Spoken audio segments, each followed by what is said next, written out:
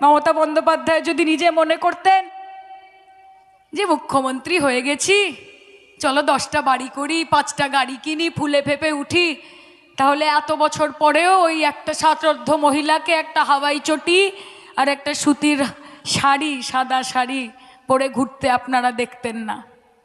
এবং আপনাদের জানিয়ে দিই যে যতই চেষ্টা করুক, যতই অপশক্তি আসুক না কেন, সাদা শাড়িতে কালি লাগানো এত সোজা না।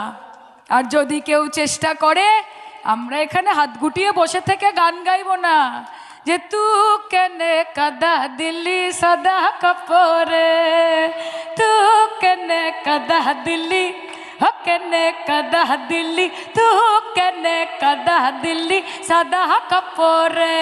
गाइबो ना, प्रतिबाद करब, माठे नेमे लड़ब, चोखे चोख रेखे लड़ाई होबे, काँधे काँध मिलिए लड़ाई।